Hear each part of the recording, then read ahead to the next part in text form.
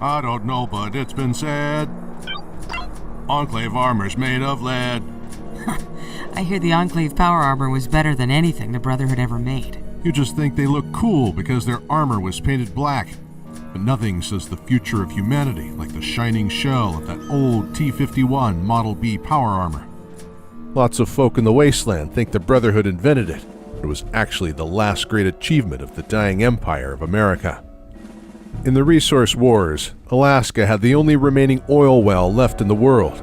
America and China fought over it like two ticks trying to suck the last drop of blood out of the world.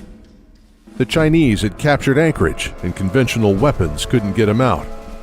So the men of science put the might of an entire squad into an atom-powered suit that turned a single man into an unstoppable juggernaut of American ingenuity. Unstoppable? During Operation Sunburst, we killed dozens of guys wearing those outfits. Helios 1 was bought for with pulse grenades and armor piercers. Yes, and your NCR outnumbered the Brotherhood 10-1. Must be proud of yourselves. Fair fights don't win wars. We won it and we got lots of shot-up power armor. Our engineers gutted it, and some of the infantry soldiers wear the armor shell as heavy body armor. You only did it because it takes training to wear this armor. Most people don't have a knack for moving with the powered joint servos, even the Vault Dweller. When the Vault Dweller finally earned the Brotherhood's trust, they... Let me guess. Inside the bunker, the Vault Dweller found a huge shrine to Roger Maxson, the legendary founder of the Brotherhood of Steel. And deep down below was a throne room where Maxson's descendant, King Roger XIV, sat upon a throne of vacuum tubes and Tesla coils. The Vault Dweller knelt before him, and the king said, "I dub thee Sir Vault Dweller, Paladin of the Brotherhood of Steel." Then you sent them off to defeat an army of mutants.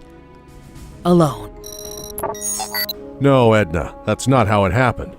The Brotherhood doesn't have a king. We have a council of elders that make decisions. And a high elder, but not a king. 120 years ago was John Maxson, Roger Maxson's grandson. Right. Roger Maxson, your mythological prophet from the days after the Great War, led the chosen people on a pilgrimage from Mariposa to Lost Hills and found the Brotherhood. Then you people stayed there in your bunker for generations, hoarding pre-war tech that could have helped people rebuild civilization. Well, Maxson lived through the Great War, saw the horrors of what humanity could do to itself if technology got into the wrong hands.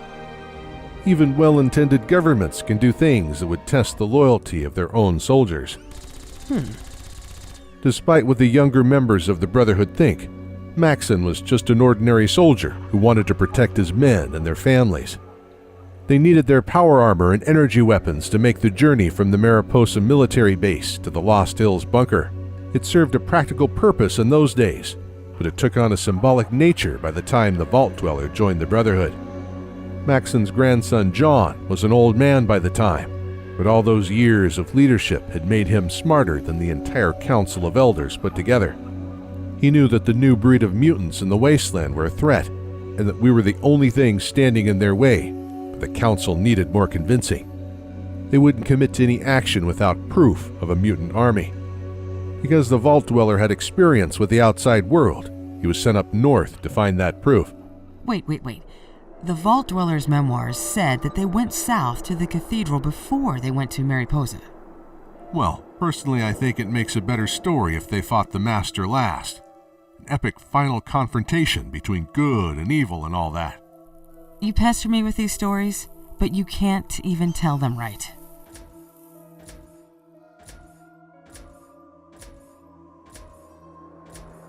Wait, what do we have here? Railroad spike. Hammered. No, fired from a gun. From over there.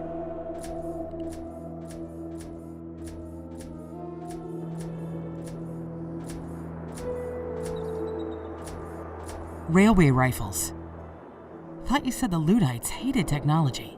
They hate mass-produced items. Factory-made stuff from the back when times.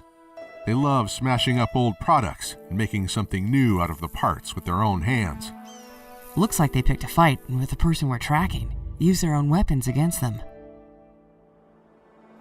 This person we're chasing, they move fast, can kill a pack of tribals armed with railway rifles. They're sneaky enough that you could only track them by the piles of bodies they leave behind. I need to know what we're up against. I can handle it when we catch him. You're just here to help me navigate.